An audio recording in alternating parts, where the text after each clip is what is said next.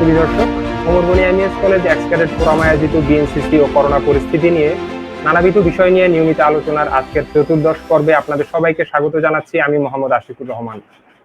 মহান মুক্তিযুদ্ধে অংশগ্রহণকারী দেশের এই অন্যতম স্বেচ্ছাসেবক সংগঠনটি নানাবিধ কর্মকাণ্ড এবং কর্মপ্রক্রিয়া নিয়ে বিভিন্ন সময় আমরা আপনাদের সামনে তুলে ধরতে চেয়েছি। দেশের সামরিক বাহিনী দ্বারা পরিচালিত এই সংগঠনটির বিভিন্ন দিক। 1979 সালে প্রতিষ্ঠিত এই প্রাচীন সংগঠনটির আছে নানান সফলতার গল্প, সংগঠনটিতে আছে অনেকের অনেক প্রাপ্তির গল্প, কিন্তু সেই সাথে সংগঠনটির পরিবর্তনের ধারাবাহিকতা নিয়ে অত্র সংগঠনটির ক্যাডেটদের আছে নানান অসন্তোষ ও অভিযোগের গল্প। এত অভিযোগ বা অসন্তোষের মাঝেও সংগঠনটির ক্যাডেট ও অফিসাররা সংগঠনটিকে নিয়ে গর্ববোধ করেন। দেশের যে কোনো ক্রান্তি লগ্নে এক হয়ে জনসাধারণের জন্য কাজ করতে চান, আর এর জন্যই প্রয়োজন সার্বিক ঐক্য। এই বিষয়টিকে উদ্দেশ্যে রেখে নতুন পুরাতনের ঐক্য আরো সমৃদ্ধ করতেই ওমরবনী এমইএস কলেজ এক্স ক্যাডেট ফোরামের এই ক্ষুদ্র প্রচেষ্টা। আজ আমাদের আলোচনার চতুর্দশ পর্বের বিষয় নির্ধারিত হয়েছে কেমন ছিলাম, কেমন আছি, কেমন থাকবো। আমরা অত্যন্ত কৃতজ্ঞ যে আজও বিএনসিসির বিভিন্ন প্রাপ্তি অপ্রাপ্তি, উন্নয়ন, বিবর্তন নিয়ে কথা বলতে আমাদের সাথে লাইভ আলোচনায় যুক্ত হবেন কর্ণফুলী রেজিমেন্ট বিএনসিসির অত্যন্ত সুপরিচিত এবং দক্ষ দুজন ব্যাটালিয়ন অধিনায়ক। প্রথমে আলোচনায় যুক্ত করে নিচ্ছি আমাদের আজকের প্রথম অতিথি মেজর বিটিএফও রতন দাস, অধিনায়ক 13 BNCC battalion, Karnaphuli regiment, Chittagong. বিভাগীয় প্রধান, ব্যবস্থাপনা বিভাগ, Kuaish Burishwar Sheikh Mohammad city corporation college. Ratan sir, আমরা আপনাকে শুনতে পাচ্ছি না। আচ্ছা, দর্শকদের বলে রাখি, হয়তো আমাদের স্যারের কোনো লাইনে সমস্যা হচ্ছে, আমরা ওনাকে একটু পরে আবার যুক্ত করে নিব। এই পর্যায়ে আমাদের আজকের পরবর্তী যে আমাদের অতিথি, আমি তাকে যুক্ত করে নিতে চাই। মেজর বিটিএফও মোহাম্মদ রফিক উদ্দিন, অধিনায়ক 14 BNCC battalion, Karnaphuli regiment, Chattogram, অধ্যক্ষ নিজামপুর সরকারি কলেজ। স্যার আসসালামু আলাইকুম। ওয়ালাইকুম আসসালাম স্যার, প্রথমে ধন্যবাদ জানাচ্ছি। স্যার আমরা ভালো আছি স্যার। প্রথমে ধন্যবাদ জানাচ্ছি ওমরবনী এমইএস কলেজ এক্স ক্যাডেট পরিবারের পক্ষ থেকে আপনাকে। স্যার, আপনার ব্যস্ততম সময়ের মাঝে আমাদের আজকের লাইভে আপনি যে কিছুটা সময় দিতে পেরেছেন, এজন্য আপনাকে অনেক অনেক ধন্যবাদ স্যার। তো স্যার, প্রথমেই আপনি যদি স্যার কিছু বলতে চান, এরপর আমরা প্রশ্নে যাব স্যার। আমি প্রথমে ধন্যবাদ জানাচ্ছি আজকের অনুষ্ঠানের সঞ্চালক আশিক সহ তোমাদের এই ওমরবনী এমইএস কলেজ এক্স ক্যাডেট ফোরামের সবাইকে। বিসমিল্লাহির রহমানির রহিম। সবাইকে মাহে রমজানের শুভেচ্ছা। লাইভ অনুষ্ঠানে আমাকে আমন্ত্রণ জানানোর জন্য, এই ধরনের একটি উদ্যোগ নেওয়ার জন্য আমি বিএনসিসি 14 ব্যাটালিয়নের পক্ষ থেকে, কর্ণফুলী রেজিমেন্টের পক্ষ থেকে আন্তরিক ধন্যবাদ জ্ঞাপন করছি। আর আমরা জানি যে বিএনসিসি এটা একটি ঐতিহ্যবাহী সংগঠন। জ্ঞান শৃঙ্খলা একতার মূল মন্ত্রে উজ্জীবিত হয়ে বিএনসিসির মূল লক্ষ্য হচ্ছে ছাত্র তথা যুব সমাজের নৈতিক চরিত্রের উন্নতি সাধন, তাদের মধ্যে নেতৃত্বের গুণাবলী সৃষ্টি, দেশের কাজে ত্যাগের মনোভাব এবং ভ্রাতৃত্ববোধ গড়ে তোলা। সেই লক্ষ্যকে সামনে রেখে হ্যালো। হ্যাঁ স্যার, তো স্যারের কাছে আমি প্রথম যে প্রশ্নটা নিয়ে শুরু করতে চাই। আসলে আজকে আমরা চেষ্টা করব আমাদের বিএনসিসির বিভিন্ন দিক নিয়ে একটু আলাপ আলোচনা করার জন্য। তো প্রথমে, এরপরে আমরা সমসাময়িক পরিস্থিতিতে ঢুকবো। স্যার আপনার কাছে আমার প্রথম প্রশ্ন, বিএনসিসির বিভিন্ন এক্স ক্যাডেট সংগঠনগুলো চেষ্টা করছে বর্তমান পরিস্থিতিতে দেশের মানুষের জন্য কিছু করার। তো আমাদের বিএনসিসি কি করছে? আমাদের বিএনসিসিও করে যাচ্ছে। ইতিমধ্যে তোমরা নিশ্চয় জানো যে আমাদের বর্তমান ডিজি মহোদয় ঢাকায় এবং চট্টগ্রামে উনি এসেছেন। হেডকোয়ার্টারের মাধ্যমে আত্মমানবতার পাশে ইতিমধ্যে কিছু কর্মকাণ্ডের স্বাক্ষর রেখেছেন, এবং পাশাপাশি আমাদের এর পরেও ব্যাপকভাবে যেটা আমাদের করা প্রয়োজন সেটা আমাদের সবাইকে এগিয়ে আসতে হবে। আমার মনে হয় আমাদের এই ক্ষেত্রে আমাদের যারা এক্স ক্যাডেট যে সংগঠনগুলো আছে, বিশেষ করে যারা আছে, আমরা সবাই মিলে আমাদের কিছু একটা আমাদের করাও দরকার। কারণ আমরা জানি বিএনসিসির কাজ হচ্ছে আত্মমানবতার সেবায়। আমরা বিএনসিসির অতীত ইতিহাস অত্যন্ত গৌরবোজ্জ্বল। আমরা 52 ভাষা আন্দোলন থেকে 1971-এর মুক্তিযুদ্ধ পর্যন্ত, এবং পরবর্তীতে বিভিন্ন প্রাকৃতিক দুর্যোগ, খরা, বন্যা, সিডর, আয়লা সহ যে কোনো দুর্যোগে বিএনসিসি সবসময় আত্মমানবতার পাশে ছিল। বর্তমানে যে পরিস্থিতি, যে বৈশ্বিক সমস্যা, করোনা ভাইরাস মহামারী, এখানেও কিন্তু বিএনসিসি আত্মমানবতার পাশে আছে। এখন আমরা আরো কিভাবে ব্যাপকভাবে থাকতে পারি, বিশেষ করে আমরা অন্তত আমাদের বিএনসিসি পরিবেশও সবার পাশে থাকার জন্য আমাদেরকে সবাইকে ঐক্যবদ্ধভাবে কাজ করতে হবে। স্যার আমি পরবর্তী যে প্রশ্নটা স্যার আপনাকে করতে চাই, স্যার অবশ্যই আমাদের আসলে একসাথে কাজ না করার বিকল্প নেই। তো ক্যাডেটদের তো প্রশিক্ষণ করে যুব সমাজকে আসলে ভালো একটা যুব সমাজ দেশকে উপহার করতে বিএনসিসি কি সেটা করতে পারছে স্যার? মানে বিএনসিসি মূল জিনিসটাই ছিল একটা ভালো একটা যুব সমাজ তৈরি করা, যেটা দেশকে উপহার দিবে এবং দেশ সেটার সুবিধাটা পাবে। কারণ প্রশিক্ষণের যে অর্থ সেটা সাধারণ শিক্ষার্থী এবং জনসাধারণের ট্যাক্সের টাকা থেকে আসে।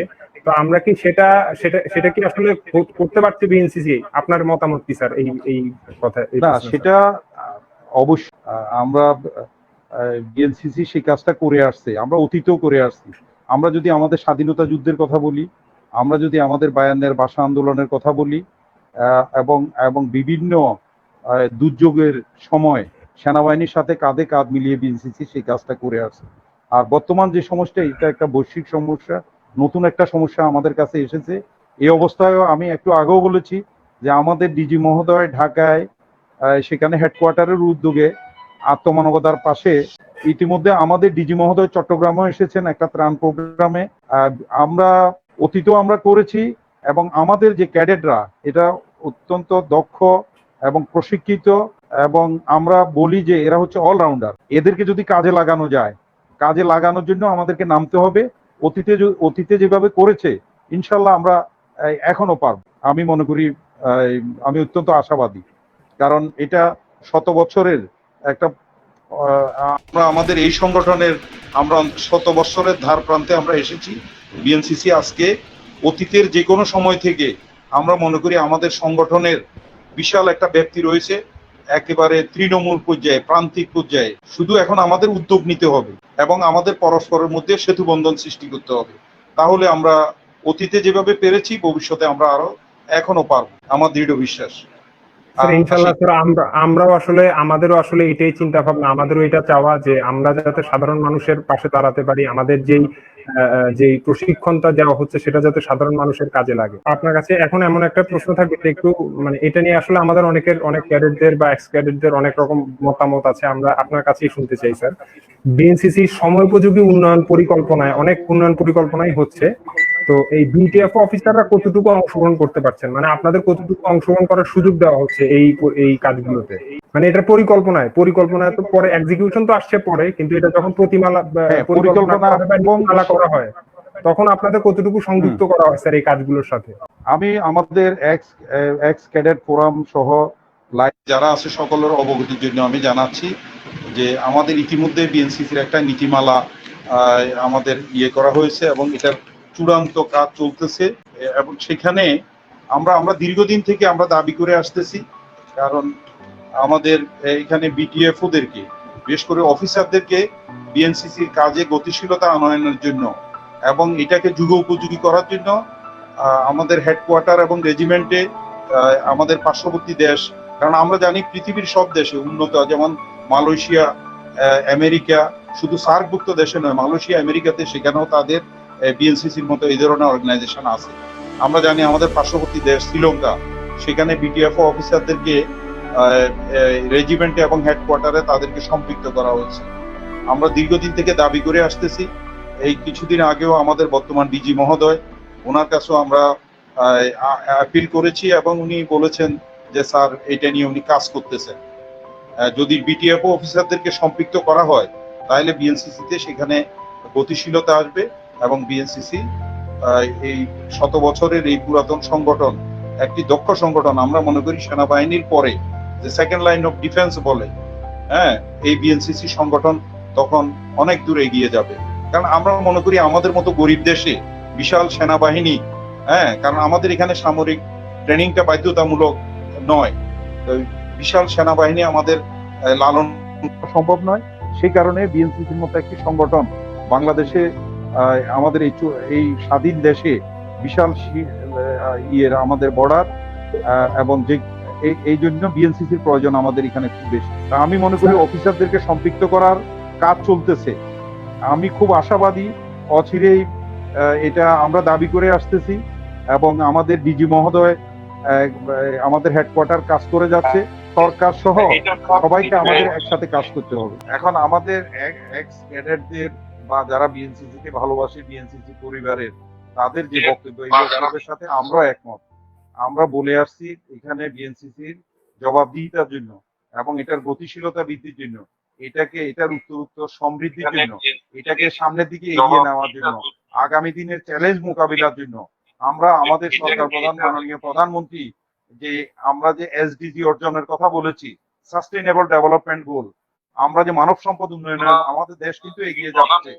আমাদের যে ভিশন 2021 বা ডিজিটাল বাংলাদেশ, রূপকল্পনা 2041, এগুলোর জন্য বিএনসিসির মতো এই ধরনের সংগঠনের প্রয়োজন আছে এবং এটা আমাদের মাননীয় প্রধানমন্ত্রীও মনে করে।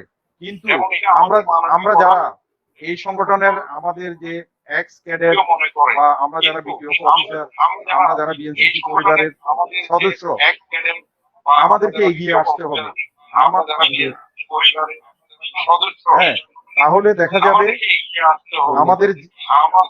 আমাদের যে দাবি, আমরা মনে করি এখানে যদি বিটিএফ অফিসারদেরকে সম্পৃক্ত করে এবং এখানে আমাদের যারা এই পরিবারের সদস্য বিএনসিসির এক্স ক্যাডেট যারা আজকে দেশে বিদেশে জাতীয়ভাবে প্রতিষ্ঠিত, আমরা জানি আমাদের ক্যাডেটরা আজকে দেশের নেতৃত্ব দিচ্ছে, বিদেশের নেতৃত্ব দিচ্ছে, ব্যবসায়ী সংগঠনের নেতৃত্ব দিচ্ছে। আমাদের ঐক্যবদ্ধ প্রয়াসের মাধ্যমে আমাদেরকে যদি সেখানে সম্পৃক্ত আমরা করে আসতেছি এবং আমি যতটুকু জানি আমাদের ডিজি মহোদয় উনি কাজ করে যাচ্ছেন অত্যন্ত ডাইনামিক এবং স্যারের নেতৃত্বে। আমার মনে হয় আমরা আমাদের এই সংগঠন আমরা আমাদের সুযোগ সুবিধার থেকে সবচেয়ে বড় কথা হচ্ছে যে আমাদের এই প্রাণের সংগঠন, হ্যাঁ, এই সংগঠনে গতি আসুক, সংগঠন সামনের দিকে এগিয়ে যাক এবং এটা সত্যিকার অর্থে যে সেকেন্ড লাইন অফ ডিফেন্স আমরা যেটা বলি সেভাবে যাতে এটা সামনের দিকে এগিয়ে যায় এবং বিএনসিসির যে লক্ষ্য, বিএনসিসির যে উদ্দেশ্য, সেই উদ্দেশ্য যাতে এটা সফল বাস্তবায়ন করতে পারি সেই জন্য আমাদেরকে সবাইকে ঐক্যবদ্ধভাবে কাজ করতে হবে এবং এটার কোনো বিকল্প নেই। যেটা আমাদের এক্স ক্যাডেটরা অথবা আমরাও ফিল করি, আমাদের প্রত্যেকটা জায়গায় আমাদের সেখানে পয়েন্ট থাকে যে বিটিএফ অফিসারদেরকে হেডকোয়ার্টারে এবং রেজিমেন্টে সম্পৃক্ত করা এবং বিএনসিসিকে আরো গতিশীল করা এবং সবাই একটা পরিবার হয়ে আমাদেরকে কাজ করতে হবে। আমরা এটা আমাদের সরকার প্রধানের কাছে তুলে ধরতে হবে, আমাদের মন্ত্রণালয় যেটা নীতি নির্ধারকদের কাছে তুলে ধরতে হবে। যেমন আমি একটা ছোট্ট উদাহরণ দিই, আমাদের সেই 96-97 সালে যখন ঢাকায় সেন্ট্রাল ক্যাম্পে ন্যাশনাল প্যারেডে আমাদের প্রধানমন্ত্রী আসছিলেন, আসার পরে প্রধানমন্ত্রী যখন দেখলেন বিএনসিসির আমাদের লেডি ক্যাডেটদের কর্মকাণ্ড দেখে উনি তখন এই সেনাবাহিনীতে মেয়েদের কমিশনে করার জন্য যদি বিএনসিসির ক্যাডেটরা আমাদের মেয়েরা তো পারবে, তখন প্রধানমন্ত্রী এই সিদ্ধান্ত নিয়েছে। এখন বিএনসিসির এখানকার যারা অফিসার, যারা ক্যাডেট, তারা তো এখানে তাদের সব ধরনের ট্রেনিং, শুধু সামরিক প্রশিক্ষণ নয়, তাদের প্রশাসনিক দক্ষতা, যেমন তোমরা যখন ক্যাম্প করেছো, ক্যাম্পে দেখেছো, সেখানে শুধু সামরিক প্রশিক্ষণ নয়, সামরিক প্রশিক্ষণের পাশাপাশি সেখানে প্রশাসনিক দক্ষতা, সেখানে সামাজিক বিভিন্ন কর্মকাণ্ড, সোশ্যাল বিভিন্ন অ্যাক্টিভিটিস গুলো সেখানে ক্যাডেটদেরকে সেই প্রশিক্ষণগুলো দেওয়া হয়। সোজা কথা, তারা প্রত্যেকে এক একজন অলরাউন্ডার, তাদেরকে যেখানে যে কোনো দায়িত্ব দিলে, যেমন আমরা আমাদের গর্বের সংগঠন, আমরা আমাদের সেনাবাহিনীকে নিয়ে গর্ব করি, সেনাবাহিনীকে যে কোনো দায়িত্ব দিলে সেনাবাহিনী সেটা দক্ষতার সাথে সে দায়িত্ব যথাযথভাবে পালন করে জাতির যে কোনো দুর্যোগে। ঠিক তেমনি ভাবে বিএনসিসি কে যখন যেখানে যে দায়িত্ব দেওয়া হয়েছে বিএনসিসি সেটা দক্ষতার সাথে পালন করেছে। আমার মনে হয় আমাদেরকে ঐক্যবদ্ধভাবে কাজ করতে হবে এবং কাজ করার জন্য আমাদের সংগঠন লাগবে। কাজ করার জন্য আমরা মনে করি আমাদের যে প্রত্যেকটা জায়গায় জবাবদিহিতা থাকতে হবে। ধন্যবাদ। আসে অবশ্যই স্যার, আসলে তো আমাদের ঐক্যবদ্ধ হওয়ার এবং একসাথে কাজ করতে হলে স্যার আমাদের অনেক আন্ডারস্ট্যান্ডিং এর প্রয়োজন আছে এবং সেটার আসলে কোনো বিকল্প নেই। বিএনসিসির উন্নয়নের জন্য সবাইকে একসাথে কাজ করতে। তো আমি দর্শকদের বলে রাখতে চাই, রতন স্যার একটু সমস্যার কারণে একটু দেরি হয়েছে। তো উনি আমাদের মেজর রতন স্যার, অধিনায়ক 13 ব্যাটালিয়নের উনি কাজ করছেন, উনি বিভাগীয় প্রধান ব্যবস্থাপনা বিভাগে আমাদের রতন স্যার, এটা হচ্ছে আমার প্রথম প্রশ্ন। বিএনসিসির নিয়ন্ত্র পরিবর্তিত হলো, ব্যাটালিয়নের নাম পরিবর্তন হলো, পোশাকেও বৈশিষ্ট্য মানা হলো, এতে করে ক্যাডেটদের সার্বিক মানে কোথায় উন্নয়নটা হলো? এখানে আমাদের প্রথমে যে খাকি ড্রেসটা ছিল, পরে আর্মির সাথে রিলেটেড আমাদের ড্রেস দেওয়া হয়। এতে বিটিএফও এবং ক্যাডেটরা খুব উৎসাহিত বোধ করে। প্রত্যেকটা অনুষ্ঠানে যখন যাই আমরা, তখন আমরা নিজেরা গর্ববোধ করি, কারণ আমরা মনে করি আমরা সেনাবাহিনীর একটা অংশ এবং সেনাবাহিনীর পরবর্তীতে স্থান হলো আমাদের, এবং দেশের যে কোনো ক্লান্তি লগ্নে আমরাও সেনাবাহিনীর সাথে সমতুল কাজ করতে পারি। আমাদের ক্যাডেটরা খুবই দক্ষ, তারা সামান্য 10 দিন ট্রেনিং নিয়ে অনেক সময় দেখা যায় দক্ষ কাজ করে। এদেরকে যদি সঠিকভাবে ইউজ করা হয় তাহলে আমাদের দেশ অনেকভাবে আমরা একটা জনবহুল দেশ, যেখানে হিউম্যান রিসোর্স ম্যানেজমেন্ট বলে এই আমাদের যে প্রচুর পরিমাণ আছে, এই দক্ষ জনগণকে যদি আমরা সঠিকভাবে কাজে লাগাতে পারি তাহলে দেশ আরো অনেক উন্নতির দিকে চলে যাবে। বর্তমান সমাজের মধ্যে গ্লোবালাইজেশনের যুগে সব ক্ষেত্রে মানুষ এখন সায়েন্টিফিক পদ্ধতি ইউজ করা হয়। এক সময় দেখা গেল ক্যাডেটদেরকে শারীরিক প্রশিক্ষণটা খুব বেশি দেওয়া হতো, এখন শারীরিক প্রশিক্ষণ দেওয়া হয়, যার ফলে ক্যাডেটরা তারা নিজ ভাবে দক্ষ হয়ে উঠে এবং তারা তাদের এই দক্ষতা নিয়ে গিয়ে তাদের যেখানে যায় না কেন তারা সেখানে প্রতিষ্ঠিত লাভ করে এবং যাকে যে দায়িত্ব দেওয়া হয় সেই দায়িত্ব তারা সঠিকভাবে পালন করে। তো সুতরাং আমি মনে করি ইয়ং জেনারেশনকে যদি আমরা সঠিকভাবে মুভ করতে পারি, সঠিকভাবে যদি লাগতে পারি তাহলে দেশ আরো অনেক অ্যাডভান্স হবে। আমাদের দেশ একটা খুব বিশ্ব একটা জটিল পরিস্থিতিতে পড়েছে। আমাদের বাংলাদেশ সরকারের মাননীয় প্রধানমন্ত্রী জাতির জনক বঙ্গবন্ধু শেখ মুজিবুর রহমানের কন্যা, উনার পিতা যেমন দেশের জনগণের জন্য খুবই চিন্তিত থাকতেন, আপামর জনগণের জন্য চিন্তা করতেন, আমাদের প্রধানমন্ত্রী ও সেই জনগণের কথা চিন্তা করে দেশের কঠোরভাবে নিয়ন্ত্রণ করেছেন।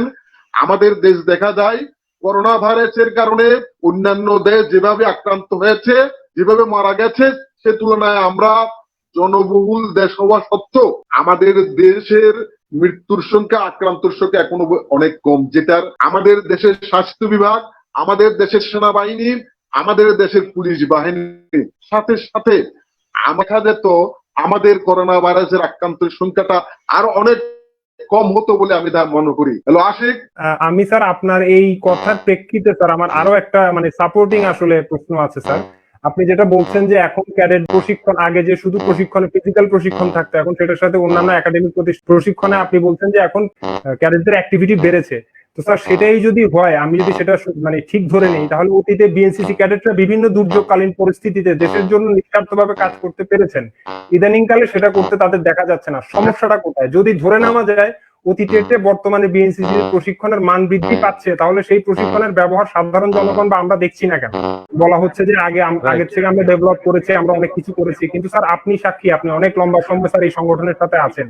তো আমরা আমাদের সিনিয়র ক্যাডেটদের কাছ থেকে এবং আমরাও করেছি যে ন্যায্য মূল্যের দোকান দেওয়া হয়েছে, দুর্যোগকালীন পরিস্থিতিতে বিএনসিসির ক্যাডেটরা কাজ করেছে, মুক্তিযুদ্ধের সময় কাজ করেছে। তাহলে বর্তমান পরিস্থিতিতে যদি ট্রেনিং এতই ভালো হয়, সবকিছু যদি ঠিক হয়, তাহলে বর্তমান পরিস্থিতিতে বিএনসিসি রানিং ক্যাডেটদের কোনো অ্যাক্টিভিটিস আমরা দেখছি না কেন? হ্যাঁ, আমি জানি ডিজি মহোদয় মানে ছোট পরিসরে বেশ কিছু কাজ করেছে, আমরা দেখেছি, কিন্তু এখন দেখা যাচ্ছে রেজিমেন্টের সংখ্যা বাড়ানোর পরিকল্পনা চলছে, লোকবল বাড়ানোর পরিকল্পনা চলছে, কিন্তু সেটা তো সাইমালটেনিয়াসলি ক্যাডেটদের অ্যাক্টিভিটিসেও সেটা পরিলক্ষিত হতে হবে। কারণ আমরা তো যখন একটা স্বেচ্ছাসেবক সংগঠন যখন কাজ করে, সেটা ন্যাশনালি বিএনসিসি একটা অনেক বড় প্রতিষ্ঠান, কিন্তু ন্যাশনালি কিন্তু সেই ধরনের কোনো অ্যাক্টিভিটিস আমাদের সাধারণ মানুষের চোখে পড়ছে না, বা আমাদের এক্স ক্যাডেটরাও বিভিন্ন সময় এটা নিয়ে কথা বলেছেন আমাদের এই টক শোতে, তারাও বলেছেন যে তারা আসলে দেখছেন না তেমন ভাবে। সমস্যাটা তাহলে কোথায়? প্রশিক্ষণ যদি ঠিকই হয় এবং আরো উন্নত মানের হয়, তাহলে আমরা সেটা সুফল পাচ্ছি না কেন? ধন্যবাদ অনুষ্ঠানের সঞ্চালককে। আমি এই প্রশ্নের সাথে আমিও একমত। যেভাবে অন্যান্য প্রাকৃতিক দুর্যোগে অতীতেও বিএনসিসি দেশ রক্ষা এবং জাতীয় দুর্যোগে যেভাবে অবদান রেখেছে, বিশেষ করে আমাদের মুক্তিযুদ্ধ সহ ভাষা আন্দোলন, মুক্তিযুদ্ধ এবং বাংলাদেশে যে কোনো প্রাকৃতিক দুর্যোগে, এবারের বিষয়টা সেভাবে ভিজিবল হয়নি। তো আমি মনে করি বিএনসিসির অ্যাক্টিভিটিস, কাজ, প্রশিক্ষণ না শুধু সর্বক্ষেত্রে অতীত থেকে বর্তমানে কিন্তু কলেবর অনেক বৃদ্ধি পেয়েছে। বিএনসিসির ক্যাডেটরা তারা শুধু তাদের স্ব শিক্ষা প্রতিষ্ঠানে শুধু প্রশিক্ষণ, যে সপ্তাহে 2 দিন করে তাদের যে সামরিক প্রশিক্ষক দিয়ে প্রশিক্ষণ দেওয়া হয়, এর বাইরেও ব্যাটালিয়ন পর্যায়ে তাদের প্রশিক্ষণ, তারপরে প্রশিক্ষণ ক্যাম্প, সেন্ট্রাল প্রশিক্ষণ ক্যাম্প, সেনাবাহিনীর সাথে শীতকালে যৌথ মহড়া, স্বাধীনতা এবং বিজয় দিবস প্যারেড, বিদেশে বিদেশ ভ্রমণের জন্য দুর্লভ সুযোগ, এগুলো হাতে কলমে অনেক প্রশিক্ষণ তাদেরকে দেয়া হয়। এবং অতীতে যে কোনো ক্রাইসিসে তারা মাঠে যেভাবে কাজ করেছে, বর্তমানের যে দুর্যোগটা, আমার যেটা ব্যক্তিগত অভিমত, আমি যেটা মনে করি, এর মধ্যেও যেমন আমাদের ডিজি মহোদয় চট্টগ্রামে এসেছেন, আমরা আমাদের মাননীয় রেজিমেন্ট কমান্ডারের সাথে কথা বলেছি, মহোদয়ের সাথে। এখন এইবারের যে করোনা ভাইরাস, যে বৈশ্বিক সমস্যা, এই নতুন বিষয়টার সাথে আমরা বিএনসিসি বলি, স্কাউটস বলি, অপরাপর স্বেচ্ছাসেবী সংগঠনগুলোর কথা বলি, কেউ কিন্তু আমরা পরিচিত না। যার কারণে এটার জন্য কিন্তু নিজেদের, এই যে আমাদের যারা ফ্রন্ট যোদ্ধা, যারা ডাক্তার, তারা পর্যন্ত কিন্তু প্রথম দিকে তাদের প্রয়োজনীয় নিরাপত্তা ছাড়া তারা কাজ করার আগ্রহ দেখায় নাই, এবং আমরা জানি এটা খুব ঝুঁকিপূর্ণ ছিল। এখন বিএনসিসি যে, আমার যেটা অভিমত, বিএনসিসি যে এখানে কাজ করবে, বিএনসিসি ক্যাডেটরা যেরকম আত্মমানবতার সেবায় অতীতের যে কোনো দুর্যোগে তারা সেনাবাহিনীর সাথে কাজ করেছে, সিডর, বন্যা, আয়লা, নার্গি সহ আরো বিভিন্ন ইয়েতে, কিন্তু এবার কিন্তু সেভাবে কাজ করা সম্ভব নয়। কারণ হচ্ছে যে এখানে নিজেদের নিরাপত্তার প্রশ্ন জড়িত, আমার মনে হয় সেই কারণে। বাট কিন্তু আমাদের হেডকোয়ার্টার এবং আমাদের ডিজি মহোদয়, উনি ওখান থেকে উদ্যোগ নিয়ে বিএনসিসি এই দুর্যোগ মোকাবিলায় সেখানে বিএনসিসির অংশগ্রহণ আছে। তবে ব্যাপকভাবে এখনো তো এই দুর্যোগ শেষ হয় নাই, কারণ করোনা ভাইরাস এটা কখনো নির্মূল হবে না, এটা থাকবে, এটার সাথে লড়াই করে আমাদেরকে বাঁচতে হবে। সুতরাং এখনো আমাদের কাজ করার সময় আছে। আমি এই এক্স ক্যাডেট ফোরামকে ধন্যবাদ জানাই, তারা যে আজকে যে ভ্রাতৃত্ববোধ সৃষ্টি করার জন্য, বিএনসিসি পরিবারকে একত্রিত করার জন্য আমাদেরকে এই ধরনের অনুষ্ঠানে ডেকেছে। এইভাবে যখন আমরা একটা জায়গায় একত্রিত হব, তখন আমাদের আমরা কিভাবে আমরা কাজ করতে পারি, আমরা এই কথাগুলো আজকে তোমাদের এই প্রশ্নের পরিপ্রেক্ষিতে আমরা এটাকে ধারণ করে, যখন আমি যতটুকু জানি আমাদের ডিজি মহোদয় আমাদেরকে সহসা ব্যাটালিয়ন কমান্ডারকে ঢাকার একটা পরিকল্পনা আছে, সেখানে আমরা কিন্তু এই কথা আমরা বলবো। আর সবচেয়ে বড় কথা হচ্ছে যে এই দুর্যোগে আমাদেরকে কাজ করার জন্য, কারণ আমরা জানি যে করোনা ভাইরাস এটা খুবই ছোঁয়াচে, এবং এটার জন্য আজকে আমরা ওই যে একটু আগে রতন স্যার বলেছে, আজকে যারা কিন্তু ডাক্তার, এই সেনাবাহিনী, পুলিশ ফ্রন্টে নেমে যারা কাজ করেছে, হ্যাঁ, তারা কিন্তু অনেকে আক্রান্ত হয়েছে, শুধু বাংলাদেশ নয়, সারা বিশ্বব্যাপী। এখন আমাদের প্রশ্ন হচ্ছে যে আমরা বিএনসিসি যে কোনো দুর্যোগে আমরা সামনের সারিতে থাকি, কিন্তু এই দুর্যোগে আমরা সেরকম ভিজিবল কিছু কেন আমরা করতে পারিনি, সেটা আমারও প্রশ্ন। তা আমার মনে হয় সময় আমাদের শেষ হয় নাই, এখনো আমাদের সময় আছে, আমরা সেই কাজটা আমরা ঐক্যবদ্ধ হয়ে আমার মনে হয় আমরা এই সংগঠন আমরা করতে পারবো। এবং আমরা মনে করি আমরা সরকারের একটা এটা একটা অর্গানাইজেশন, আমরা আমাদের সরকার যেভাবে এগিয়ে গেছে, হ্যাঁ, সরকার যেভাবে কাজ করতেছে, আমরা সেখানে সহযোগিতা করার জন্য আমাদেরকেও এগিয়ে আসতে হবে, আমাদেরকে আরো সামনে আসতে হবে। কারণ আমরা ইতিমধ্যে জানি এই যে লকডাউন আগামী জুন থেকে দেশের যখন স্বাভাবিক কার্যক্রম চলবে, তখন আমাদের অর্থনীতির যে ক্ষতি হয়েছে সার্বিকভাবে, শুধু বিএনসিসি না, আমাদের সারা দেশের যে অর্থনৈতিক এই ক্ষতি পুষিয়ে এটাকে ওভারকাম করার জন্য আমাদের সবাইকে কাজ করতে হবে। অবশ্যই আমাদের কাজ করার সুযোগ আছে, আমরা আর অবশ্যই আমরা স্যার একসাথে কাজ করব, এবং আমরা আপনাদেরকে নিয়ে আমরা পুরো ফ্যামিলিটা একসাথে কাজ করব। তো স্যার আমি এই এখন আমাদের দর্শকদের এবং আপনাদের জানাতে চাই, আমাদের আসলে আপনাদের সাথে কথা বলার জন্য আজকে অনেকে আসলে আগ্রহী, অনেক গেস্ট আছে। তো আমি আমার গেস্টদের একটু অনুরোধ করবো, যেহেতু আজকে অনেক গেস্ট কথা বলবেন, আপনারা একটু 5 মিনিটে একটু শেষ করতে হবে, কারণ অনেককেই সুযোগ দিতে হবে। সেই সাথে স্যারদের সাথে আসলে আমাদের অনেক কথাবার্তা আছে। তো আমি প্রথমেই এখন যুক্ত করে নিচ্ছি জনাব শাহনওয়াজ মিঠু, সাবেক ক্যাডেট আন্ডার অফিসার, এবং 94 এর ক্যাডেট কোয়ার্টার মাস্টার ছিলেন কর্ণফুলী রেজিমেন্টের চট্টগ্রাম সরকারি সিটি কলেজের এক্স ক্যাডেট। তিনি যুক্ত করে নিচ্ছি জনাব শাহনওয়াজ মিঠু। আসসালামু আলাইকুম। আশিক, কেমন আছেন আপনি? স্যার ইনশাআল্লাহ ভালো আছি। প্রথমে সালাম জানাই আমার শ্রদ্ধেয় শিক্ষক দুজন, রতন স্যার এবং রফিক স্যারকে। আমার ভালো লাগার অনেক ভালো লাগার মানুষ তারা। তা আমি তো স্যার 87 সাল থেকে রেড বিএনসিসির সাথে জড়িত, মুসলিম হাই স্কুল থেকে। তো 91 ঘূর্ণিঝড়ে আমরা তো সরাসরি কাজ করছি আপনার ওই যে স্যার ওই হাতিয়া, কুতুবদিয়া, এগুলিতে বিএনসিসির মাধ্যমে আমরা গেছি। তো তখন আমাদের যে অ্যাক্টিভিটিস গুলি ছিল, তখন আমাদের যে প্রশিক্ষণ ছিল, ওই প্রশিক্ষণের মাধ্যমে মেজর শাহাবুদ্দিন স্যারের আন্ডারে, কর্নেল ইকবাল সুফি স্যারের আন্ডারে, ওনাদের নেতৃত্বে যখন ক্যাডেট থাকা অবস্থায় কথা বলছি স্যার, তখন আমরা একদম সশরীরে হাতিয়া চলে গেছি, কি বলে সন্দীপ চলে গেছি স্যার ত্রাণ নিয়ে। তো বর্তমানে হয়তো ক্যাডেটদের আপনার কোয়ান্টিটি বেড়েছে, কিন্তু কোয়ালিটির দিক দিয়ে আমি আপনাদের সাথে একটু। হ্যাঁ, মিঠুকে অনেক ধন্যবাদ। 91-এর যে ঘূর্ণিঝড়, সেই ঘূর্ণিঝড়ে বিএনসিসি, আমি তো আগে বলেছি, অতীতের যে কোনো দুর্যোগে বিএনসিসি সামনের সারিতে থেকে কোথাও সেনাবাহিনীর সাথে, কোথাও কাঁধে কাঁধ মিলিয়ে, কোথাও নিজেরা এককভাবে তারা সেখানে যে কোনো দায়িত্ব দিয়েছে তারা সেভাবে কাজ করেছে। কিন্তু 91 এবং অতীতের যে কোনো সমস্যা, আমি যেটা মনে করি, আর এবারের যে সমস্যা, যে করোনা ভাইরাস, এটার মধ্যে পার্থক্য আছে।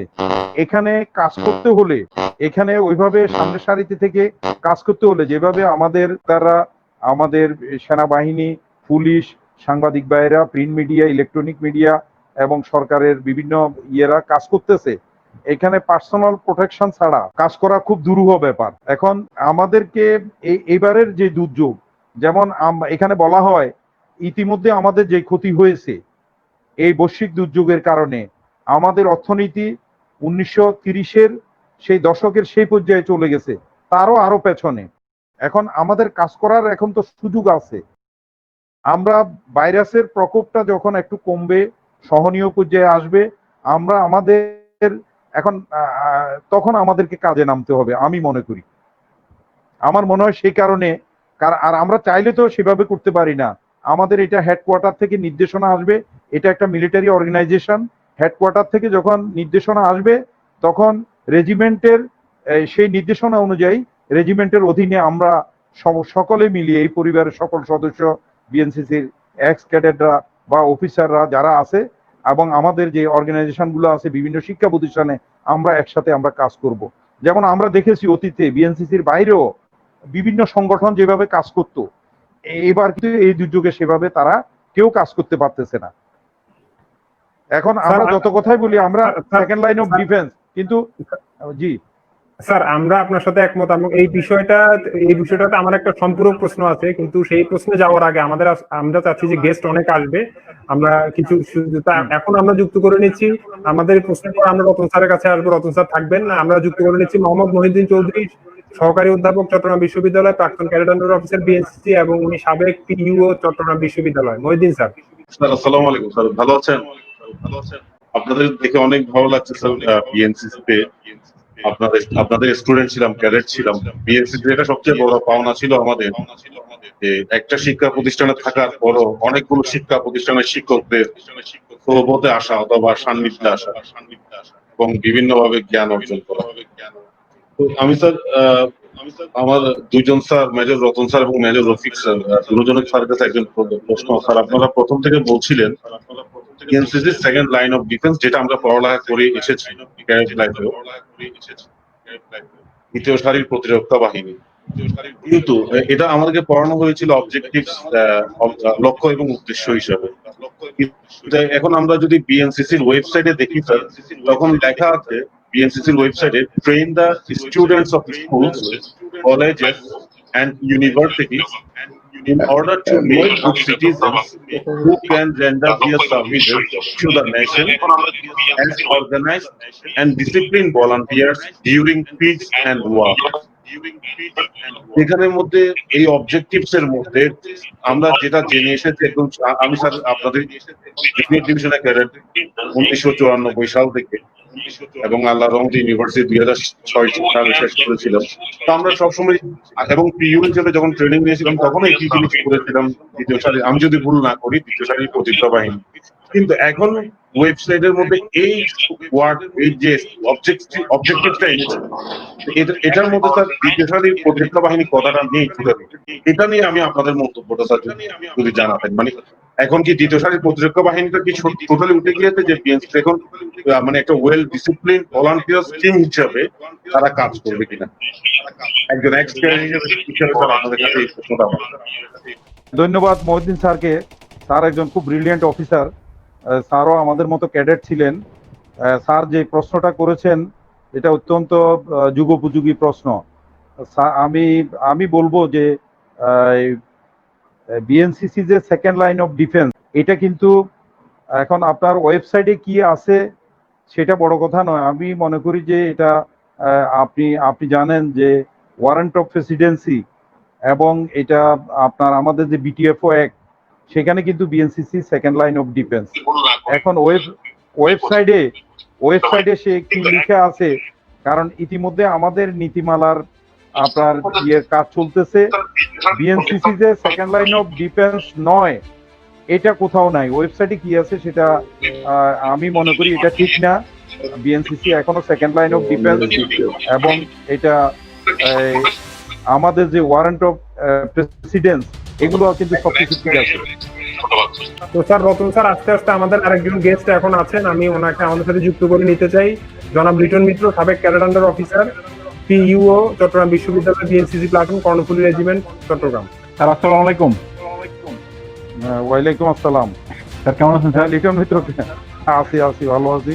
তো আমার প্রিয় বিএনসিসির দুই শিক্ষক major Ratan sir, legend Rafiq sir, আপনাদেরকে দেখে খুব ভালো লাগতেছে। আর সঞ্চালক সেও আমাদের একই সাথের কাছাকাছি সময়ের ক্যাডেট ছিল, আশিক, তাকেও ধন্যবাদ। তো স্যার আমার তেমন কোনো কোশ্চেন নাই স্যার, আর আপনাদের কাছে কোশ্চেন করার কিছু নাই। অনেকদিন পরে আপনারা লাইভে আসবেন, এটা দেখে মনে হলো যে স্যার একটা সালাম দেই দুইজনকেই।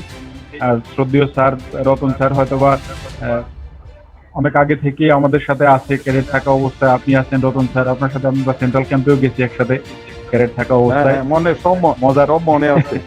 হ্যাঁ, তোমার নেতৃত্বে অনেক পুরস্কার আমরা সেন্ট্রাল ক্যাম্পে, হ্যাঁ ওইবার আমরা স্যার হয়েছিলাম, চ্যাম্পিয়ন হয়েছিলাম। আমরা চ্যাম্পিয়ন হয়েছিলাম। হ্যাঁ স্যার, লিটন ভালো লাগলো ফাইটিং শো। না সেগুলো তো আছে, কিন্তু স্যার সেগুলো তো আর এখন আমরা ট্রেনিং দিতে পারতেছি না ক্যাডেটদেরকে, এটা আমরা দুঃখ যে আপনাদের মাধ্যমে নিচ্ছি, এটা এখন দিতে পারতেছি না। আমি খুব আশাবাদী, ইনশাল্লাহ আমাদের সুদিন ফিরে আসবে। আমি মনে করি লিটন মিত্রকে অনেক অনেক ধন্যবাদ। হ্যাঁ, আমরা ক্যাডেট হিসেবে পেয়েছি, এখন একজন দক্ষ অফিসার হিসেবে, কারণ আগামী দিনে বিএনসিসি কে সামনের দিকে এগিয়ে নিয়ে যাওয়ার জন্য তোমাদের মতো এরকম অফিসার হয়তো আমরা জানি না আমরা কতটুকু দেখে যেতে পারবো, তোমাদের নেতৃত্বে ঠিকই একদিন বিএনসিসি সামনের দিকে এগিয়ে যাবে। আজকে আমাদের এই যে এক্স ক্যাডেট ফোরামকে আমরা বলতেছি, এই লকডাউনের মধ্যে তারা যে উদ্যোগটা নিয়েছে, আমরা কিন্তু টেলিফোনে অনেক কাজ করতে পারি। যেমন আজকে আমি ক্যাপ্টেন নাজমুলের সাথে আমার আলাপ হয়েছে, অনেক অফিসারের সাথে, যে আমরা ফোনে আমরা চেষ্টা করতেছি হেডকোয়ার্টারের সাথে কথা বলা। এই যে আমাদের আশিকরা, যেটা এক্স ক্যাডেট ফোরাম, তাদের যে ফালস, তাদের যে বক্তব্যগুলো, আমাদের মিঠু যেটা বললো, স্যার আমরা কেন 91 মতো আমরা কাজ করতে পারতেছি না, এই যে ক্যাডেটদের, কারণ বিএনসিসির ক্যাডেটরা হচ্ছে এরা অলরাউন্ডার, এরা এদেরকে যে কোনো কাজ সেটা করতে পারবে সেটা। তো আমরা কিন্তু আমাদের সব জায়গায় যোগাযোগ আছে, আমরা চেষ্টা করে যাচ্ছি। ইনশাল্লাহ এই 100 বছরের এই পুরাতন সংগঠন, হ্যাঁ, এটা সামনের দিকে এগিয়ে যাবে। আমাদের এই যে অবস্ট্যাকল গুলো আছে এগুলো আমরা ওভারকাম করতে পারবো।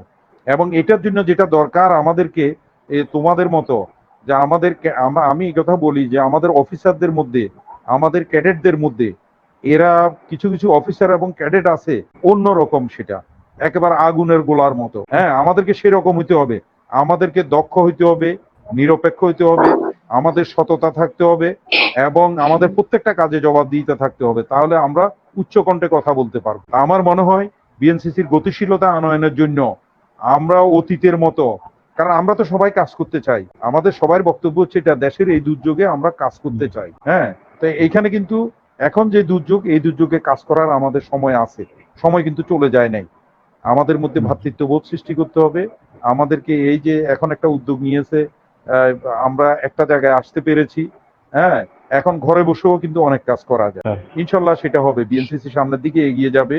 বিএনসিসির ওই যে আমি একটু আগেই বলেছি, বৈশ্বিক চ্যালেঞ্জ মোকাবিলার জন্য যে ট্রেনিং এর প্রয়োজন, সেটা শুধু কম্পিউটার প্রশিক্ষণ নয়, সেটা শুধু সামরিক প্রশিক্ষণ নয়, অন্যান্য যে প্রশিক্ষণ, সব প্রশিক্ষণ কিন্তু আমাদের একটু করে হলেও আমাদের ক্যাডেটরা কিন্তু সব প্রশিক্ষণ পেয়ে থাকে। ইতিমধ্যে আমাদের ডিজি একটা এই জরুরি অবস্থার মধ্যে, লকডাউনের মধ্যে ঢাকায় রেজিমেন্ট কমান্ডারদেরকে নিয়ে বসেছে। আমরা ডিজি স্যারকে বলছি যে স্যার আপনি আমাদেরকে ডাকেন, ব্যাটালিয়ান কমান্ডারদেরকে নিয়ে আগে বছরে 2 বার ডিজি মহোদয় বসতেন, সেখানে সারা বাংলাদেশের একটা চিত্র আসে। উনি বলছে যে ইনশাল্লাহ আমি এটা করার চেষ্টা করব। তা আমার মনে হয় অন্ধকারের পরে আলো আসবে, মাঝখানের কিছু সময় যদিও আমাদের অ্যাক্টিভিটি, কারণ এখন আমরা এটাও আমাদের স্বীকার করতে হবে, আগের মতো মেধাবী এবং ব্রিলিয়েন্ট ক্যাডেট আমরা পাচ্ছি না। প্রণোদনা সুযোগ সুবিধা দেওয়ার পরেও সামনে ইনশাল্লাহ আমাদের সুযোগ আসবে, কারণ বিএনসিসির গুরুত্ব এখন এই যে এই চ্যালেঞ্জগুলো মোকাবিলা করার জন্য এখন আমাদের সরকারও কিন্তু সে চিন্তা করতেছে। আমরা যদি সাস্টেনেবল গোল অর্জন করতে হয় সেখানে কিন্তু বিএনসিসি কে লাগবে। আমরা যদি আমাদের শিক্ষাঙ্গন, আমরা শিক্ষক হিসাবে আমরা বলি শিক্ষাঙ্গনকে সন্ত্রাস মুক্ত রাখার জন্য সেখানে কিন্তু বিএনসিসির একটা ভূমিকা আছে। এখন শিক্ষাঙ্গনকে সন্ত্রাস মুক্ত রাখা, প্রাকৃতিক দুর্যোগ, বিভিন্ন সামাজিক কর্মকাণ্ডগুলো, এগুলোতে বিএনসিসির অ্যাক্টিভিটিস, এবং আমরা যে তথ্য প্রযুক্তির কথা বলি, এখন তথ্য প্রযুক্তির জ্ঞান ছাড়া কিন্তু আমরা সামনের দিকে এগোতে পারবো না। সেই জিনিসটা কিন্তু আমাদের ক্যাডেটদের মধ্যে আছে, বিএনসিসি এটাকেও কিন্তু হাইলাইট করে। তো ধন্যবাদ লিটন মিত্রকে। ভালো থাকবেন, দোয়া করবেন স্যার। ওয়েলকাম। রতন স্যার ভালো থাকবেন। অবশ্যই, আমাদের জন্য। বিএনসিসির মূল মন্ত্র তো পরিবর্তন হলো, ব্যাটালিয়নের পরিবর্তন, এটা নিয়ে আমরা অনেকক্ষণ কথাবার্তা বললাম। তো বিএনসিসির মূল নেতৃত্বে স্যার আমরা সবাই জানি বিটিএফও, পিও, টিও এবং ক্যাডেটরাই থাকার কথা, সেটা কি আসলে ঠিক মতন হচ্ছে কিনা স্যার? মানে বিএনসিসির মূল নেতৃত্বে কিন্তু স্যার আপনাদের থাকার কথা, বিভিন্ন বিটিএফও, পিও, এরপরে ক্যাডেটদের থাকার কথা, সিনিয়র ক্যাডেট যারা আছে, সেটা কি আসলে করা হচ্ছে কিনা স্যার? আপনার মতামতটা কি স্যার? সেগুলো কিন্তু করার জন্য কাজ চলতেছে, এখন শতভাগ হচ্ছে এই কথা আমরা বলতে পারবো না। আমাদের যেটা উঠে এসেছে স্যার, সেটা হচ্ছে যে বিটিএফও অফিসার যারা আছেন এবং পরবর্তীতে পিও এবং টিও অফিসাররা যারা আছেন, তাদের মধ্যে একটা নিজস্ব সমন্বয়হীনতা আছে। অনেকেই মনে করছেন যে এই সমন্বয়হীনতা থাকার কারণেই আসলে যত দ্রুত কাজটা বাস্তবায়ন করা সম্ভব হতো, হয়তো সেটা হচ্ছে না স্যার। আপনি কি এটা এই মতামতের সাথে একমত কিনা স্যার? হ্যাঁ, এটার সাথে আমি একমত। এখন ওই যে আমরা বললাম বিএনসিসির গতিশীলতা আনয়নের জন্য সেখানে যদি আমাদের বিটিএফও অফিসার এরকম হেডকোয়ার্টার বা রেজিমেন্টে একজন দুজন থাকতেন, তাহলে কিন্তু ওনারা এই সমন্বয়হীনতাটা থাকতো না, তখন বিএনসিসিতে গতি আসতো, তখন আমরা সামনের দিকে এগিয়ে যেতে। এখন অনেক বিষয় আছে, এগুলো আমরা বেশ ভালোভাবে জানি। আমার কথা হচ্ছে যে এই সমন্বয়হীনতা দূর করার জন্য কিন্তু প্রত্যেকের জায়গা থেকে আমরা চেষ্টা চালিয়ে যাচ্ছি। এখন আমাদের মধ্যে সমন্বয় থাকলে সেই চেষ্টাটা ত্বরান্বিত হবে, এবং আমি দৃঢ়ভাবে বিশ্বাস করি এই কালো মেঘ কেটে যাবে, সমন্বয় একদিন আসবে, বিএনসিসি সামনের দিকে এগিয়ে যাবে। কারণ এই এত সুন্দর অর্গানাইজেশন, এই অর্গানাইজেশনের কোনো বিকল্প নেই এবং এটার কোনো বিকল্প হবে না। আমি তো বললাম যে আমেরিকার দিকে তাকাই, আমরা যদি অস্ট্রেলিয়া, কানাডার কথা বলি, পৃথিবীর মালয়েশিয়ার কথা বলি, আমাদের পার্শ্ববর্তী ভারত, শ্রীলঙ্কা তো আছেই, আমরা দূর রাষ্ট্রের দিকে তাকালেও আমরা দেখি যে এই ধরনের বিএনসিসির মতো অর্গানাইজেশনের কোনো বিকল্প নাই। অর্গানাইজেশন আরো অনেক আছে, কিন্তু বিএনসিসি ইজ বিএনসিসি। এখন এটাকে এগিয়ে নিয়ে যেতে হবে, এগিয়ে নিয়ে যাওয়ার জন্য কাজ করতে হবে, এবং আমাদের ওই যে সমন্বয় থাকতে হবে, আমাদের মধ্যে ভ্রাতৃত্ববোধ থাকতে হবে, আমাদের মন দিয়ে ভালোবাসতে। রতন স্যার, আপনার কাছে আমার একটা প্রশ্ন ছিল, আমি আগে করতে পারিনি। আমার প্রশ্নটা হচ্ছে যে স্যার, যে দেশের সবকিছুই আমরা যতটুকু যখন টকশো শুনলাম যে হ্যাঁ দেশের সবকিছুই উন্নত হচ্ছে, আমাদের বিগত মুক্তিযুদ্ধের পরে আমাদের প্রতিটা সেক্টরে ডেভেলপমেন্ট হচ্ছে, হ্যাঁ, তো সবকিছুই যদি ডেভেলপমেন্ট হয়, সবগুলো যদি সময়ের সাথে আগায়, কিন্তু আমাদের এক্স ক্যাডেটরা বা বিভিন্ন অফিসাররা যারা আছেন, আগে এক্স হয়েছেন বা আগে এক সময় সম্পৃক্ত ছিলেন, তারা কেন বলছে যে সেই যতটুকু দেশ এগিয়েছে সেই গতি অনুপাতে বিএনসিসির অগ্রগতিটা হয় নাই, বরঞ্চ আরো পিছনের দিকে আমরা গিয়েছি? আপনি কি বক্তব্যের সাথে একমত পোষণ করেন কিনা স্যার? অনেক এই সমন্বয়হীনতা দূর করার জন্য কিন্তু প্রত্যেকের জায়গা থেকে আমরা চেষ্টা চালিয়ে যাব। এখন আমাদের রফিক স্যার, আপনার কাছে আমার আমি এই প্রশ্নটাই একটু কাছাকাছি প্রশ্নটাই করতে চাই। হ্যাঁ, আমরা এই যে সমন্বয়হীনতা আস্তে আস্তে দূর করার পরিকল্পনার কথা বলা হচ্ছে স্যার, আমাদের যতটুকু মনে হয়, আমরা তো 045 এর ব্যাচের ক্যাডেট ছিলাম, আমাদের আগেও যারা ক্যাডেট ছিল আপনারা দেখেছেন, আপনাদের সময় তখন বলা হতো যে আপনারা 2000 সালের আগের সেই সময়টা, সেটাও বলা হতো গোল্ডেন টাইম ছিল, এবং ওই সময় যেসব ক্যাডেটরা বের হয়েছে আমরা এখনো দেখছি বিভিন্ন জায়গায় তারা নেতৃত্ব দিচ্ছে, সমাজের ভালো ভালো জায়গায় আছে, এবং তাদের চিন্তা ভাবনা এখনো পজিটিভ, সমাজ এবং দেশের স্বার্থে কাজ করার জন্য। স্যার, এখন কথা হচ্ছে যে এই প্রচেষ্টা চলছে, কিন্তু স্যার এই প্রচেষ্টার অগ্রগতি কি সন্তোষজনক ভাবে এটা হচ্ছে কিনা, বা আর কত সময় লাগতে পারে আমরা একটা পজিটিভ ভালো রেজাল্ট দেখতে? কতটুকু সময় আর লাগতে পারে না? এখন আমরা যদি কয়েক দশক আগের কথা বলি, আমি একটু আগেও বলেছি, তখন আমাদের সুযোগ কম ছিল, কিন্তু সুযোগ কম থাকার পরেও সেখানে মেধাবী ক্যাডেটরা আছে। এবং তারা খুব ডিভোটেড ছিল।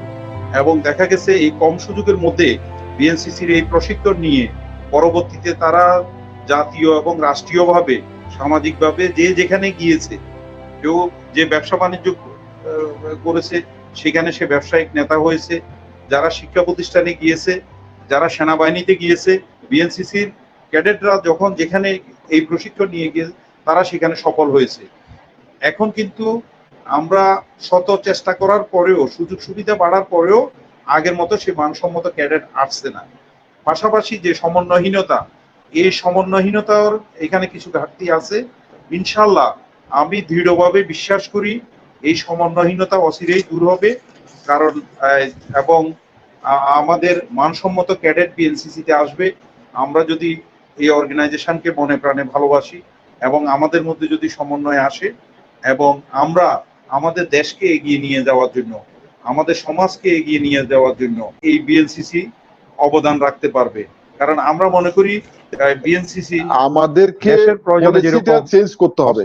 আমাদেরকে আমরা প্রতি দেশের সময় রেজিমেন্টে দেশের প্রয়োজনে দিই, হ্যাঁ, দেশের প্রয়োজনে বিএনসিসি যেরকম সেনাবাহিনীর সাথে সঠিকভাবে কাঁধে অস্ত্র নিতে পারবে, সেটা যদি ঠিক তেমনি ভাবে আমি মনে করি বিএনসিসির এই সমন্বয়হীনতা দূর হলে বিএনসিসির ক্যাডেটরা বিএনসিসিও ঠিক আগের মতো সেভাবে জ্বলে উঠবে এবং সামনের দিকে এগিয়ে যাবে। কারণ এই জন্য আমাদের সবাইকে আমাদের প্রত্যেকের অবস্থান থেকে আমাদের কাজ করতে হবে। ধন্যবাদ আশিক। অবশ্যই স্যার, আমরা আসলে সেই আশাবাদ এবং সেই প্রত্যয় ব্যক্ত করি যে আমরা যাতে সবাই একসাথে কাজ করতে পারি। এখন আসছে যে স্যার একসাথে কাজ করার বিষয়টা, বর্তমান বিএনসিসির যে কাঠামো আছে সেই কাঠামোতে কি এমন কোনো পরিকল্পনা স্যার আছে যেখানে এক্স ক্যাডেটরা এবং রানিং ক্যাডেটরা কোনো বিশেষ পরিস্থিতিতে একসাথে কাজ করার মতন কোনো কাঠামো কি আছে কিনা? না, সেটা খুব সম্ভবত আমি যতটুকু জানি ওইভাবে নাই। এখন এই যে কাঠামোর কথা তুমি যে প্রশ্নটা করেছো, হ্যাঁ, এগুলো কিন্তু কাজ চলতেছে। এটা চলমান প্রক্রিয়া। আমরা কিন্তু বিভিন্ন ফোরামে বলে আসতেছি, ওই যে ঘুরে ফিরে সে একই কথা। সেখানে বিএনসিসি এই অর্গানাইজেশনটা যেভাবে থাকার কথা ওইভাবে যতদিন আসবে না, কিছু না কিছু সমস্যা থাকবে। এখন এই সমস্যার মধ্যে দিয়ে আমাদেরকে সামনের দিকে এগিয়ে যেতে হবে। তারপর আমি মনে করি যে বিএনসিসি এখনো অপরাপর অন্য যে কোনো সামাজিক যে কোনো অর্গানাইজেশন থেকে বিএনসিসি এখনো নাম্বার 1 আছে, তারা কাজ করে যাচ্ছে। এখন শুধু আমি তো বললাম এই বৈশ্বিক দুর্যোগে, এবারের দুর্যোগটার এটার প্রেক্ষাপট ভিন্ন। এখানে যে কেউ চাইলে আমরা ওই অতীতের মতো আমরা সেখানে ঝাঁপিয়ে পড়তে পারবো না। এখানে আমাদেরকে আমাদের পার্সোনাল প্রোটেকশন নিয়ে আমাদেরকে নামতে হবে। তা আমি খুব আশাবাদী সমন্বয়হীনতাও দূর হবে এবং ইনশাল্লাহ এই অর্গানাইজেশন সামনের দিকে এগিয়ে যাবে। অবশ্যই স্যার, আমরা একটা কথা বলি, আমরা অন্ধকারের পরে আলো আসে, রাতের পর দিন আসবে। আমার মনে হয় আমাদের যে সিলেবাস, আমাদের যে প্রশিক্ষণের মান, কোন জিনিসটা এখানে নাই। তথ্য প্রযুক্তি, কম্পিউটার থেকে শুরু করে সামরিক প্রশিক্ষণ থেকে শুরু করে যা যা আছে সব, এমন কোনো ওয়ার্ক এখানে নাই। ক্যাডেটদেরকে অল্প অল্প করে সেটা দেওয়া হয়। কিন্তু ওই যে বললাম আগে সুযোগ কম ছিল, কিন্তু আমাদের অফিসার ক্যাডেট আগে সেই সমন্বয় ছিল। সমন্বয়ের কারণে অতীতে বিএনসিসির ক্যাডেট যারা, তারা সেখান থেকে বের হয়ে জাতীয়ভাবে দেশে এবং বিদেশে তারা অবদান রাখতে পেরেছে। সেই সংখ্যা এখন আমাদের একটু কম, ইনশাল্লাহ দূর হবে। এখন আস্তে আস্তে এই যে আমাদের ক্যাডেটরা এখন কমিশন র্যাঙ্কে যাচ্ছে, বিভিন্ন ভালো ভালো জায়গা আছে। আমার তো মনে হয় না, আমি যতটুকু জানি, আমি আমার প্রতিষ্ঠানের কথাও বলবো, যারা বিএনসিসির ক্যাডেট ছিল এরা দেশে বিদেশে যেখানে গিয়েছে তারা একটা অবস্থান করে নিয়েছে। হয়তো 2-1 ব্যতিক্রম থাকতে পারে, ব্যতিক্রম কখনো উদাহরণ হতে পারে না। ইনশাল্লাহ আমি খুব আত্মবিশ্বাসী এবং আমি মনে করি, আমি জোর দিয়ে বলতে পারি, আমার কাছে যেটা মনে হয়েছে, আমার 2বারে ওনার সামনাসামনি হয়েছি, আমাদের বর্তমান ডিজি মহোদয়ের নেতৃত্বে এই ডিজি যদি সময় পায়, হ্যাঁ, 2-3 বছর যদি বিএনসিসি তে থাকে, ওনার নেতৃত্বে কিন্তু বিএনসিসি এগিয়ে যাবে। আমার মনে হয় এই সমন্বয়গুলো আমরা করতে পারবো এবং আমরা এক্স ক্যাডেটকে ধন্যবাদ জানাই।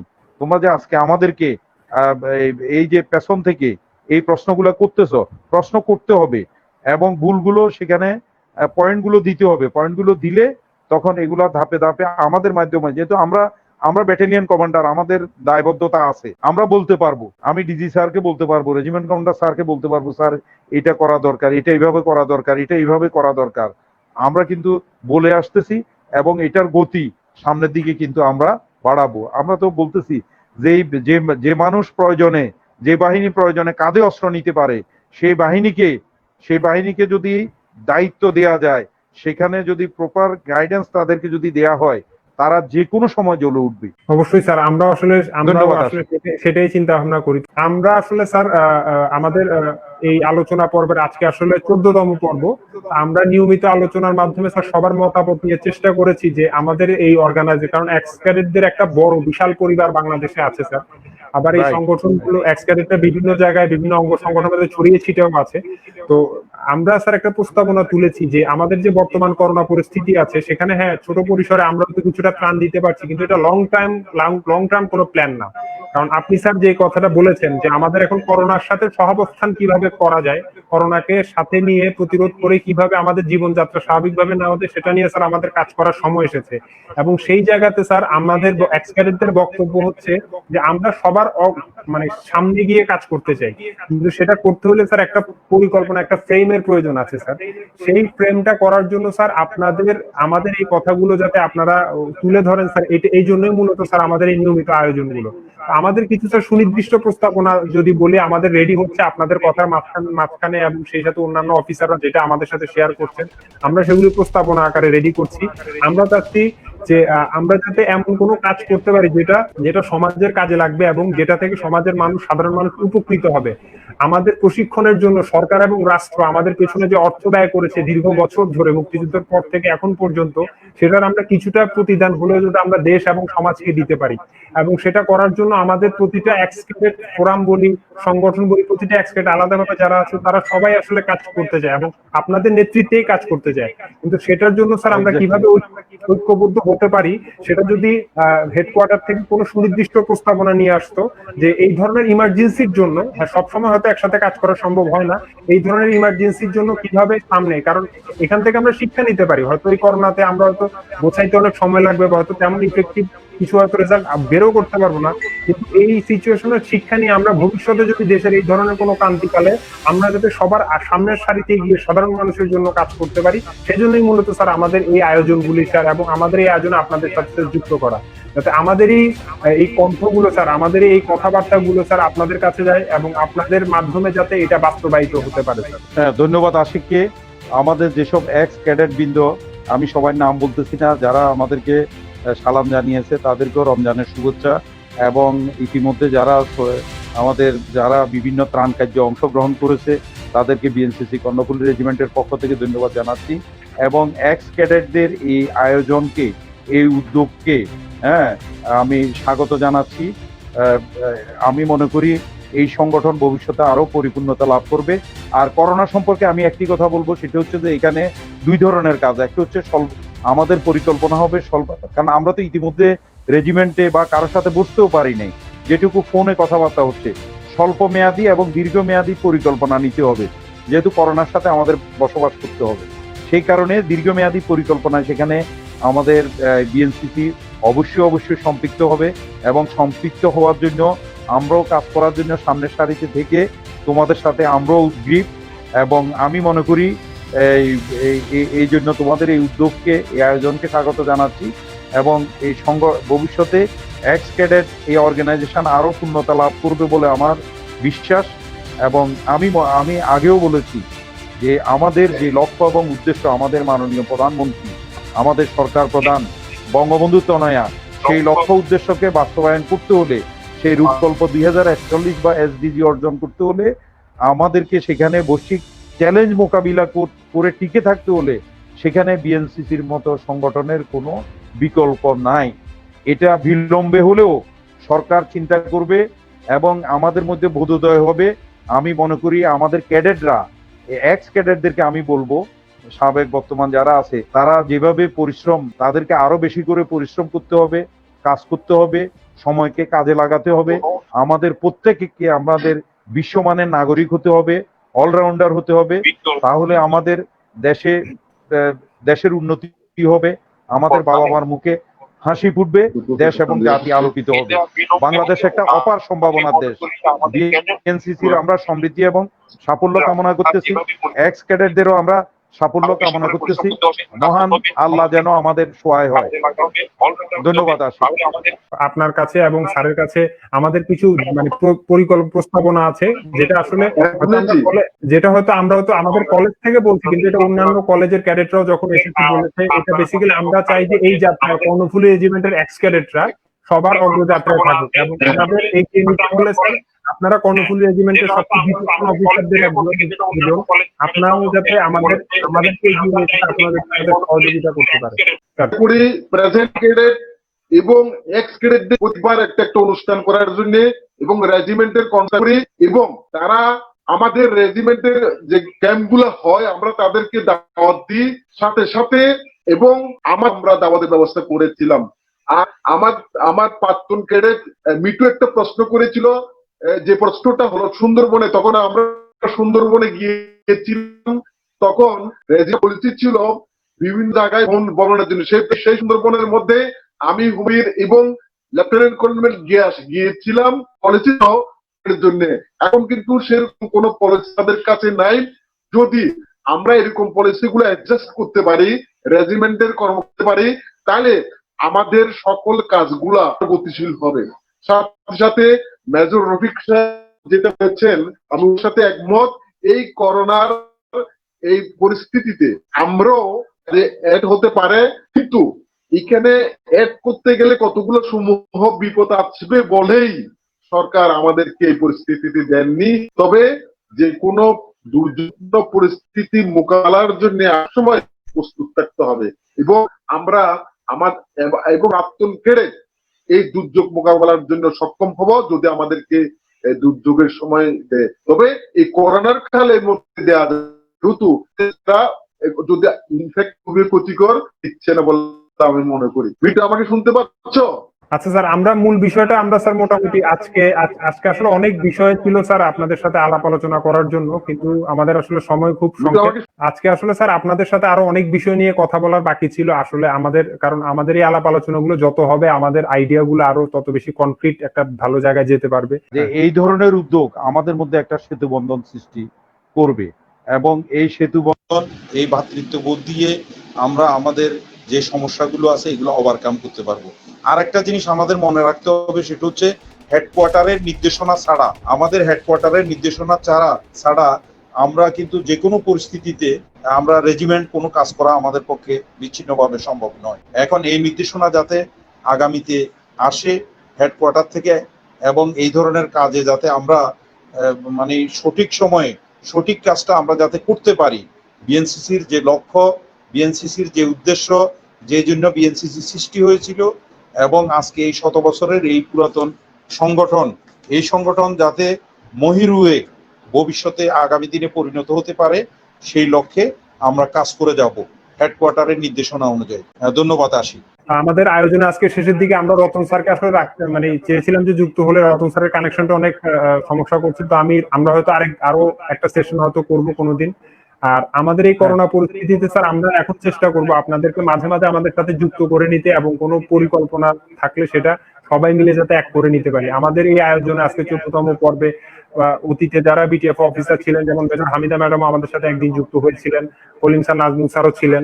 তো কালকে আমাদের আরো 2জন অফিসার আসবে, আমি অনুষ্ঠানের শেষে হয়তো নাম ডিক্লারেশন করব। তো স্যার আমরা আপনাদের সাথে নিয়মিত যোগাযোগ রাখবো স্যার, আমরা সবাই মিলে চেষ্টা করব যে একসাথে দেশের এই পরিস্থিতিতে আমরা যাতে একসাথে কাজ করতে পারি। তো স্যার আমাদের সাথে যুক্ত হওয়ার জন্য আমি সবশেষে আপনাকে আবার ধন্যবাদ জানাচ্ছি আমাদের ফোরামের পক্ষ থেকে। আমরা আশা করব যে আমাদের সামনের কাজগুলোতে আপনারা আমাদের সাথে সবসময় থাকবেন এবং আপনাদের বুদ্ধি পরামর্শ দিয়ে সবসময় আমাদের সহযোগিতা করবেন। স্যার আপনার কি আর কোনো মানে শেষ মন্তব্য আছে কিনা আমাদের প্রতি?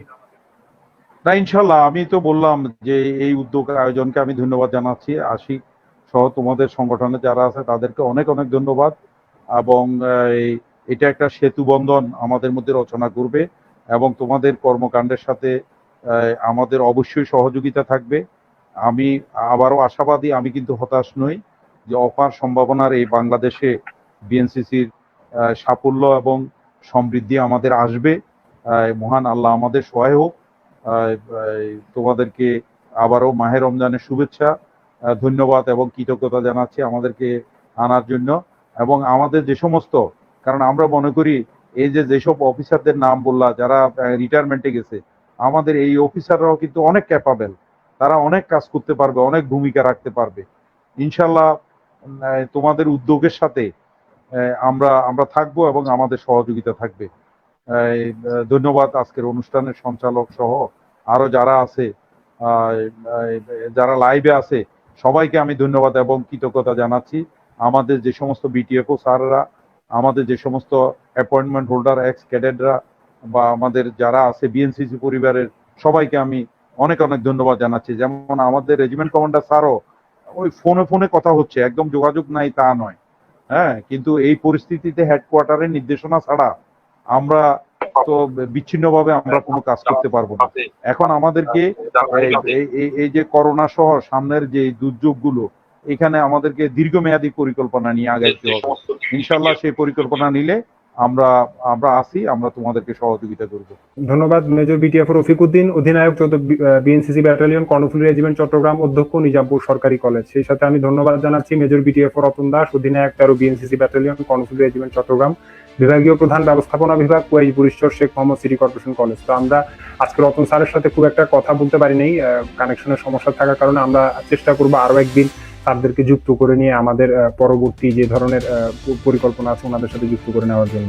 তো আমি সামনে এগুনোর আগে আমি স্যারদের অনুরোধ করবো আমাদের সাথে থাকার জন্য। আমরা লাইভ শেষ করে আবার স্যারদের সাথে যুক্ত হবো। তো এই অবস্থা আমি জানিয়ে রাখতে চাই আমাদের দর্শক যারা আছেন, আমাদের কালকে আমাদের আয়োজনের 15তম পর্ব প্রচারিত হবে আমাদের এই পেজে। তো আমাদের কালকের অতিথি হচ্ছেন lieutenant colonel BTFO doctor M Shafiqul Alam, অধিনায়ক 11 BNCC battalion Karnaphuli regiment Chittagong, সমন্বয় কর্মকর্তা বিএনসিসি সেনা নৌ ও বিমান শাখা, অধ্যাপক দর্শন বিভাগ চট্টগ্রাম বিশ্ববিদ্যালয়। সেই সাথে থাকবেন major BTFO professor Mohammad Shawkatul Meher, অধিনায়ক 12 BNCC battalion Karnaphuli regiment Chattogram, অধ্যাপক মার্কেটিং বিভাগ চট্টগ্রাম বিশ্ববিদ্যালয়। যাওয়ার আগে আমি আমার দর্শকদের আমরা বলে রাখতে চাই যে আমরা যে আবেদনটা সবসময় করি যে আমরা মানুষ হিসেবে আমাদের মানবিকতার প্রথম শর্ত হচ্ছে আমরা যে কোনো পরিস্থিতিতে চাইবো আমরা সবার সাথে কাঁধ মিলিয়ে কাজ করার, যার যেখানে সমস্যা আছে নিজেদের সুরক্ষা ঠিক রেখে যতটুকু সম্ভব সহযোগিতা করা, এতেই সমাজ এবং দেশের উন্নয়ন হবে। কোনো একজন মানুষ কখনোই কোনো কিছু পরিবর্তনে খুব বেশি কিছু করতে পারে না, আমাদের সমন্বিত প্রচেষ্টাই পারবে দেশ এবং জাতিকে সামনে এগিয়ে নিয়ে যেতে। সেই আশাবাদ ব্যক্ত করে আজকে আমি এখানে রাখছেন। সবাই ভালো থাকবেন, সুস্থ থাকবেন এবং আমার